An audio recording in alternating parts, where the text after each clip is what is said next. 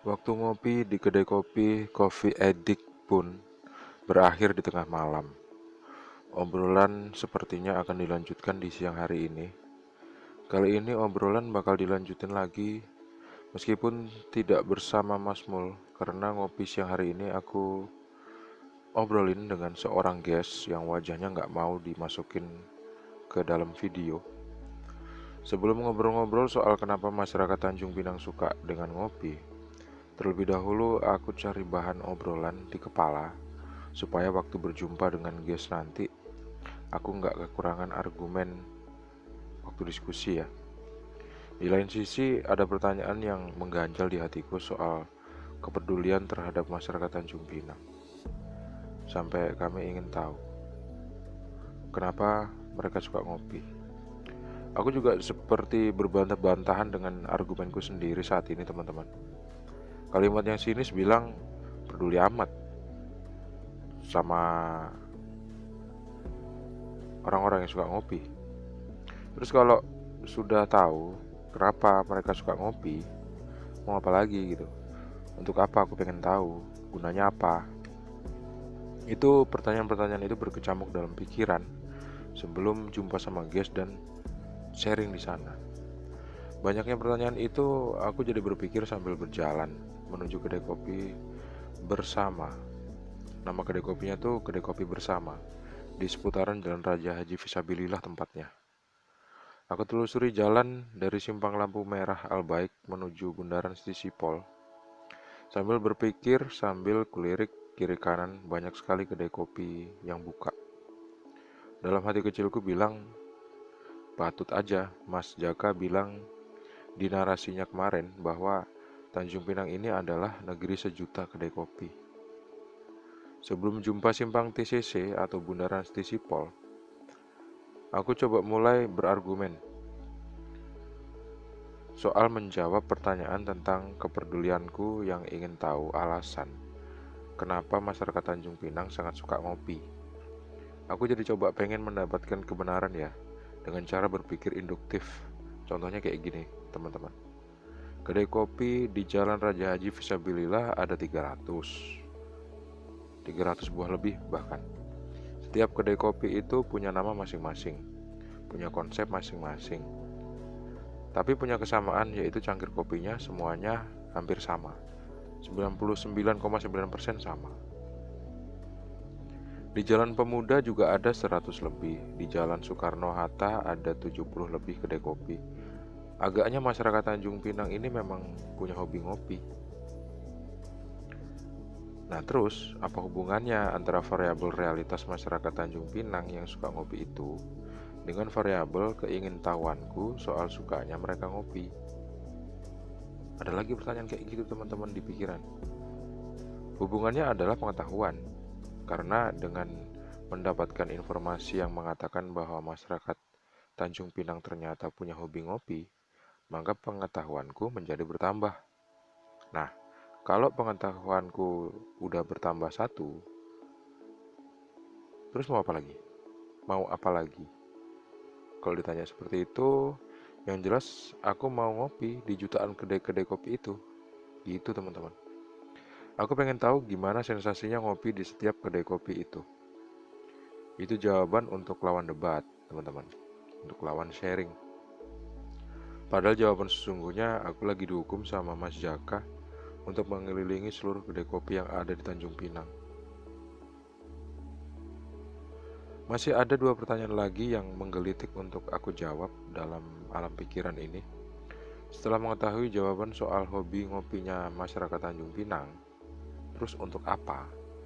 Dan gunanya apa? Itu pertanyaannya, dua pertanyaan. Aku coba menjawab tapi sebelumnya aku harus mengganti kata UNTUK, kata untuk itu dengan kata fungsi. Menjadi setelah mendapat pengetahuan itu, lalu fungsinya apa gitu. Pertanyaan yang benar, teman-teman. Aku pikir-pikir fungsinya pasti untukku pribadi dan teman-teman dong.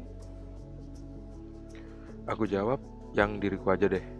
Sebetulnya masih ada Mas Bowo, Bang Abi, dan Mas Mul yang juga punya jawaban.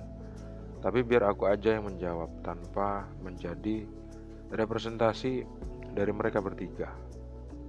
Jawabannya fungsinya adalah untuk alat menambah pengetahuan tentang karakteristik masyarakat Tanjung Pinang gitu. Karena dengan informasi itu aku bisa memahami identitas masyarakatnya. Memahami identitas itu perlu karena aku memang saat ini tinggal di sini di Tanjung Pinang tinggal di Tanjung Pinang menggantikan Mas Jaka. Mas Jaka lah yang tahu karakteristiknya. Kalau aku kan nggak tahu teman-teman. Kalau nggak kenal karakter masyarakatnya, alasannya tuh kalau nggak kenal karakter masyarakatnya, gimana mau bersosialisasi? Kan bakal susah nanti ya. Nanti khawatirnya kalau nggak kenal karakternya, susah dapat temen juga. Aku pikir udah habis pertanyaannya, ternyata belum teman-teman. Sebelum nyampe, mohon maaf agak batuk teman-teman. Agak agak kayak ada gatel-gatel gitu tenggorokan. Aku pikir udah habis pertanyaannya, ternyata belum. Masih ada satu lagi pertanyaan yang belum dijawab, yaitu apa gunanya mengetahui jawaban masyarakat Tanjung Pinang yang suka ngopi itu. Gunanya sederhana aja, agar supaya aku mudah diterima oleh masyarakat Tanjung Pinang.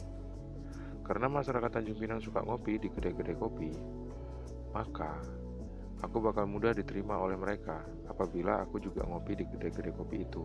Itu ceritanya. Demikian itu, aku jadi ingat sebuah cara mendapatkan kebenaran dengan metode berpikir deduktif.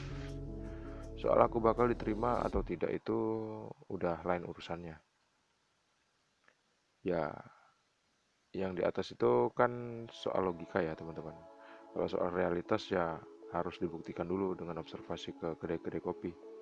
Diterima nggak kira-kira aku dan teman-teman di sana? Ya. Ngomong-ngomong, capek aku merangkai kata-kata yang seliweran di kepalaku ini seperti yang udah aku sampaikan barusan teman-teman. Formal betul gitu kata-katanya. Terus akademis. Tapi ya bagus sih daripada nanti salah-salah ya. Udah kayak ada di forum-forum politik gitu jadinya. Kayaknya sih ini tandanya udah butuh ngopi teman-teman. Di kedai kopi bersama aku bahas soal-soal yang tadi aku ceritakan ke teman-teman itu. Aku diskusikan dengan seorang guest, lumayan mencerahkan juga. Dalam obrolan itu ada saling sanggah argumen yang sifatnya mengedukasi banget. Sambil diskusi, sambil nyeruput kopi, sambil sedikit menahan pembahasan ide-ide baru yang muncul di kepala. Selama diskusi itu, pengennya sih ide baru itu pengen langsung dibahas di situ. Jadi waktu ngobrol tuh dapat ide pembahasan baru gitu. Pengennya sih langsung dibahas di situ, tapi kayaknya harus disimpan untuk dibahas di kedai kopi yang lain lagi kayaknya. Mungkin teman-teman tanya kenapa kok bahas soal logika di sini, padahal kemarin bahas soal ratu di zaman prasejarah. Sebenarnya jawabannya simpel teman-teman. Karena untuk membahas ratu di zaman prasejarah itu kita juga butuh nalar yang bersih atau akal yang sehat supaya kita nggak tersesat di dalam pikiran kita sendiri. Baiklah, karena hari ini aku sendirian, nggak sama teman-teman yang biasanya ikut ngopi, jadi rasanya ada yang beda gitu. Kayak agak-agak suntuk ngopi sendirian. Supaya nggak suntuk, besok kalau aku ngopi lagi, moga-moga aja teman-teman ngopi juga di kedai kopi yang sama.